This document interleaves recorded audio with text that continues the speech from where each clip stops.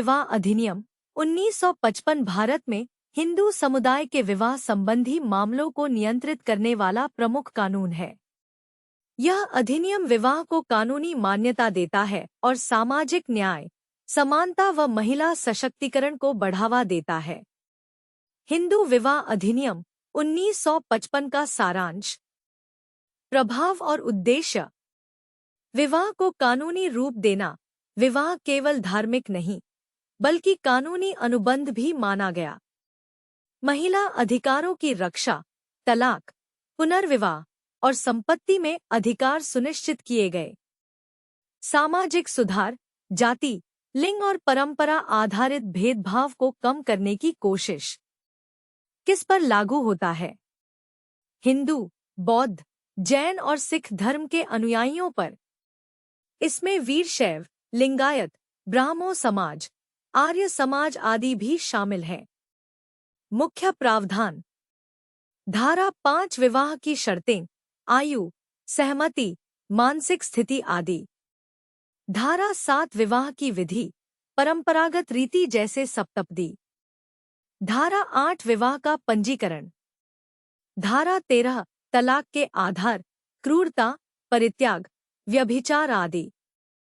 धारा 14 से 15 तलाक के बाद पुनर्विवाह की अनुमति। महत्वपूर्ण बातें। न्यायालय में विवाह को चुनौती दी जा सकती है यदि शर्तें पूरी नहीं हुई हों। तलाक के लिए फैमिली कोर्ट में याचिका दायर करनी होती है। महिलाओं को पति की संपत्ति में अधिकार मिल सकता है तलाक के बाद। ऐतिहासिक संदर्भ। इस अधिनियम से पहले हिंदू विवाह परंपराओं, धर्म ग्रंथों और रीति रिवाजों पर आधारित था। यह कानून स्वतंत्र भारत में व्यक्तिगत कानूनों को संहिताबद्ध करने की दिशा में पहला बड़ा कदम था। सोर्सेस। लिवलो Hindi, Indian law notes, Kanoon मित्रा।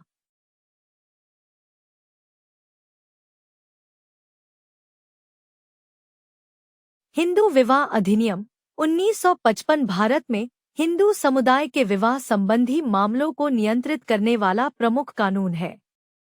यह अधिनियम विवाह को कानूनी मान्यता देता है और सामाजिक न्याय, समानता व महिला सशक्तिकरण को बढ़ावा देता है। हिंदू विवाह अधिनियम 1955 का सारांश। प्रभाव और उद्देश्य। विवाह को कानूनी रूप देना। विवाह केवल धार्मिक नहीं, बल्कि कानूनी अनुबंध भी माना गया। महिला अधिकारों की रक्षा, तलाक, पुनर्विवाह और संपत्ति में अधिकार सुनिश्चित किए गए। सामाजिक सुधार, जाति, लिंग और परंपरा आधारित भेदभाव को कम करने की कोशिश। किस पर लागू होता है? हिंदू, बौद्ध, जैन और सिख धर्म के अनुयायियों पर। इसमें वीरशैव, लिंगायत, ब्राह्मो समाज, आर्य समाज आदि भी शामिल हैं। मुख्य प्रावधान। धारा 5 विवाह की शर्तें, आयु, सहमति, मानसिक स्थिति आदि। धारा 7 विवाह की विधि, परंपरागत रीति जैसे सप्तपदी। धारा 8 विवाह का पंजीकरण। धारा 13 तलाक के आधार, क्रूरता, परित्याग, व्यभिचार आदि। धारा 14 से 15 तलाक के बाद पुनर्विवाह की अनुमति। महत्वपूर्ण बातें। न्यायालय में विवाह को चुनौती दी जा सकती है यदि शर्तें पूरी नहीं हुई हों। तलाक के लिए फैमिली कोर्ट में याचिका दायर करनी होती है। महिलाओं को पति की संपत्ति में अधिकार मिल सकता है तलाक के बाद।